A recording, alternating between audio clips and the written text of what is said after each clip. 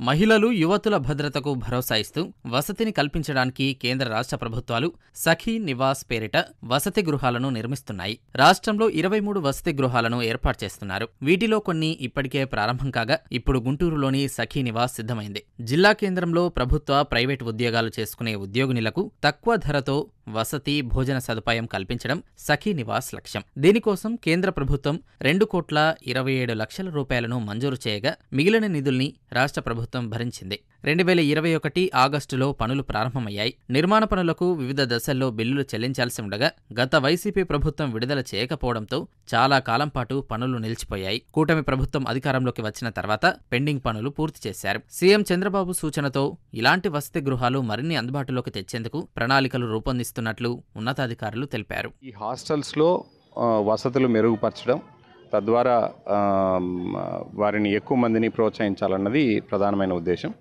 ఇందులో మొట్టమొదటిగా మనం గుంటూరులో వర్కింగ్ విమెన్ హాస్టల్ని ఇటీవల పూర్తి చేసుకున్న నిర్మాణం అంతా కూడా ప్రారంభించడానికి రెడీగా ఉన్నాం. ఆ హాస్టల్లో దాదాపుగా ఒక 100 మంది మహిళలకి మనం అక్కడ హాస్టల్ ప్రొవైడ్ చేయడానికి అన్ని వసతులు ఏర్పాటు చేస్తున్నాం. త్వరలోనే దాన్ని ప్రారంభించడం కూడా జరుగుతుంది.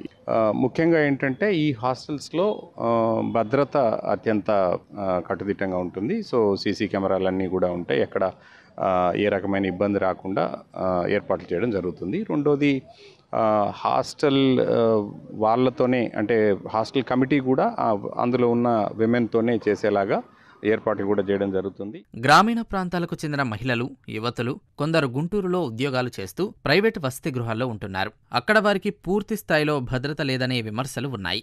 దీనికి తోడు మెస్ ఛార్జీలు అధికంగా ఉండడంతో చిరుద్యోగాలు చేసుకునే వారు ఇబ్బందులు పడుతున్నారు. ఇలాంటి వారి కోసం సఖీ నివాస్ ఎంతగానో ఉపయోగపడుతుందని అధికారులు తెలిపారు. ఎవరైనా రావచ్చు, ఉద్యోగం చేసేవాళ్ళు రావచ్చు, లేదా చదువుకుంటూ కోచింగ్ తీసుకుంటూ అన్న వాళ్ళు రావచ్చు. అందరికీ కూడా వాళ్ళకి తగ్గట్టుగా మెనూ ఇవ్వాలి అనే ఉద్దేశము, వాళ్ళకి తగ్గట్టుగా ఇవ్వాలి అకామిడేషన్ అనే ఉద్దేశంతో ఇక్కడ అన్ని ఏర్పాట్లు చేస్తున్నారు. బయటకి ఇక్కడికి తేడా ఏంటంటే, బయట కూడా ఇలాంటి హాస్టల్స్ ఉంటాయి, అక్కడ చాలా ఇరుకుగా ఉంటాయి. ఒక రిక్రియేషన్ రూమ్ అని, లేదు కామన్గా కూర్చొని చదువుకోవడానికని కామన్ ఒక 100 మంది కూర్చోవడానికి డైనింగ్ హాల్ అని, అలాంటివన్నీ బయట ఉండవు. మనకి చాలా ఇరుకుగా ఉంటాయి, మనందరికీ తెలిసిందే.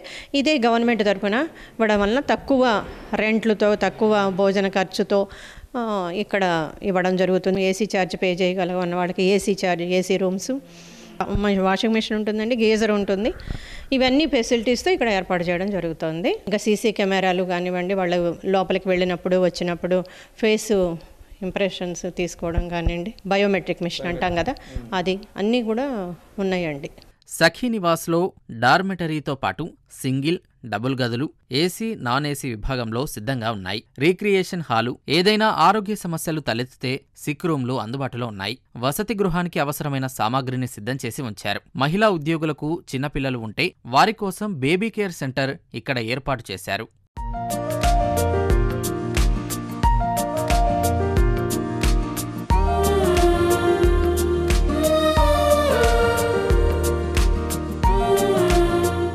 ఇక్కడ చేరినటువంటి వారికి వారి ముఖ గుర్తింపుకు సంబంధించినటువంటి హాజరు కూడా చేస్తారు. ఎందుకంటే అది ఉంటే మాత్రం లోపలికి వచ్చేందుకు వెసులుబాటు ఉంటుంది. బయట వ్యక్తులు ఎవరు కూడా లోపలికి వచ్చేందుకు కూడా ఎలాంటి అవకాశం కూడా ఉండదు. అదేవిధంగా సీసీ కెమెరాల పర్యవేక్షణలో కూడా ఈ సఖీ నివాస్ ఉంటుంది కాబట్టి భద్రతకు సంబంధించి డోకా లేదని చెప్పేసి కూడా అధికారులు చెప్తున్నారు. కెమెరామెన్ కేశవతో పూర్ణ చంద్రశేఖర్, ఈటీవీ న్యూస్, గుంటూరు.